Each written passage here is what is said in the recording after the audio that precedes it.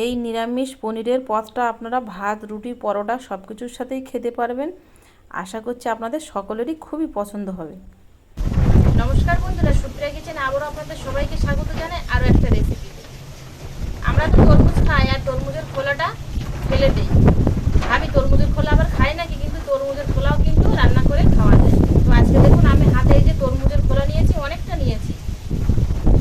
তরমুজগুলো খেয়ে খোলাগুলো রেখে দিয়েছিলাম। এই খোলা দিয়ে আজকে একটা নিরামিষ রেসিপি আপনাদের সাথে শেয়ার করব। তো প্লিজ বন্ধুরা, আপনারা পুরো ভিডিওটা প্রথমের থেকে শেষ পর্যন্ত দেখবেন আমার সঙ্গে থেকে। আশা করছি আপনাদের ভালো লাগবে। রেসিপিটা বানানোর জন্য প্রথমে আগে তরমুজগুলো কেটে নেব। এখানে আমি তরমুজের খোলা নিয়েছি আর নিয়েছি টমেটো আর আলু। সব সবজিগুলোই কেটে নেব।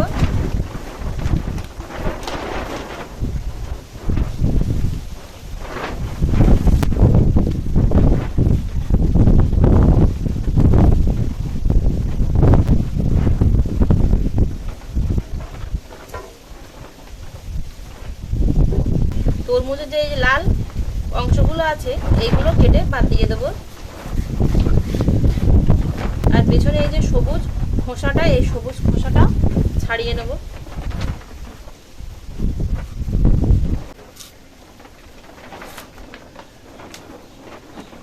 এরকম চৌকো চৌকো করে কেটে নেব।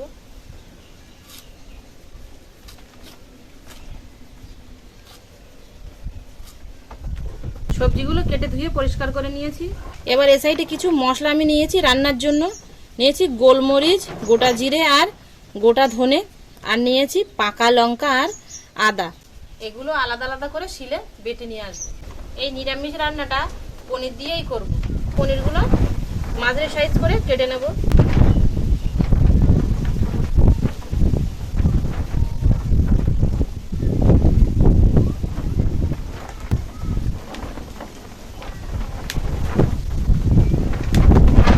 পনিরগুলো এরকম সাইজ করে কেটে নিয়েছি। উনুনটা ধরিয়ে রান্নাটা বসিয়ে দেবো। কড়া গরম হয়ে গেছে, কড়ার মধ্যে সরষের তেল দিয়ে আগে পনিরগুলো ভেজে নেব। পনিরগুলো দিয়ে দেবো।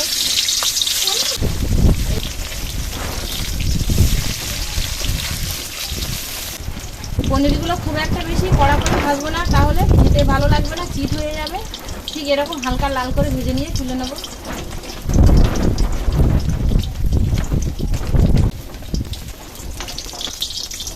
এই তেলের মধ্যে আর একটু সরষের তেল দিয়ে দেবো। দিয়ে দেবো তেজপাতা, একটা শুকনো লঙ্কা আর গোটা গরম মশলা।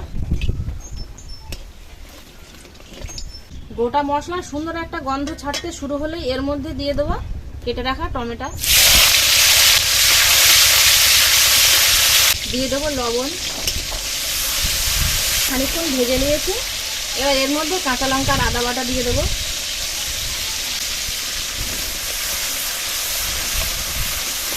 আর দিয়ে দেবো জিরে, গোলমরিচ আর ধনে বাটা, হলুদ গুঁড়ো। মশলার বাটিগুলো দিয়ে জল দিয়ে দেবো।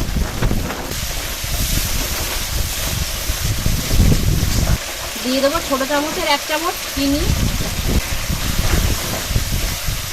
কালারের জন্য 8 চামচ পরিমাণ দিয়ে দেবো কাশ্মীরি লঙ্কার গুঁড়ো, তবে এটা চাইলে আপনারা নাও দিতে পারেন।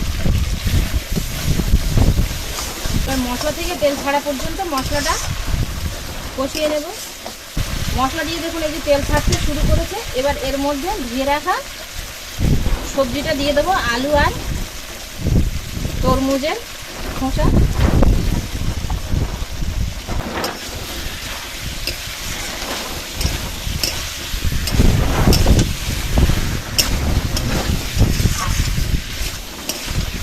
এবার মাঝারি আঁচে চাপা দিয়ে দিয়ে সবজিটা কষিয়ে নেব। চাপা দিয়ে দিয়ে কষালেই দেখুন এই যে তরমুজের খোলা থেকে জল বেরোবে। এই জলেই কিন্তু রান্নাটা অর্ধেক হয়ে যাবে। রান্না থেকে জল বেরিয়েছে দেখুন কতটা।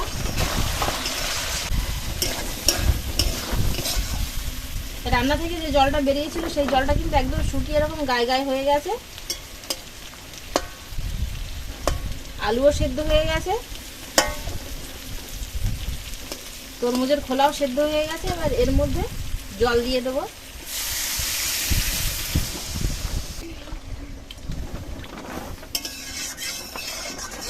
সেদ্ধ হয়ে গেছে, সেই জন্য বেশি জল দেবো না, ফোটার মতো জল দিয়ে দেবো। এবার ভেজে রাখা পনিরগুলো ওপর দিয়ে দেবো।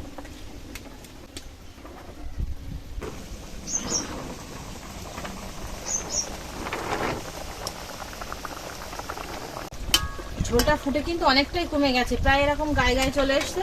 এবার এর মধ্যে বাকি কিছু মশলা দিয়ে দেবো গরম মশলা বাটা, আর দিয়ে দেবো কসুরি মেথি। তবে আপনাদের কাছে যদি কসুরি মেথি না থাকে তাহলে আপনারা ধনেপাতার কুচি দিতে পারেন। আর দিয়ে দেবো 1/2 চামচ পরিমাণ ঘি।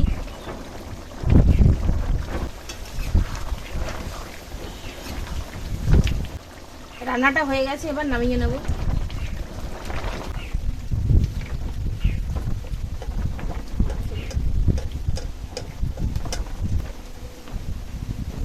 ফেলে দেওয়া তরমুজের খোলা দিয়ে যে এরকম একটা সুস্বাদু নিরামিষ রেসিপি বানানো যায়, আপনারা একবার না খেলে বুঝতে পারবেন না যে এই রেসিপিটা খেতে কতটা সুস্বাদু।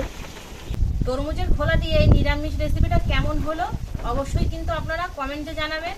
আর যে সকল বন্ধুরা এখনো পর্যন্ত এই রেসিপিটা খাননি, আপনারা একবার হলেও বাড়িতে বানিয়ে খেয়ে দেখবেন।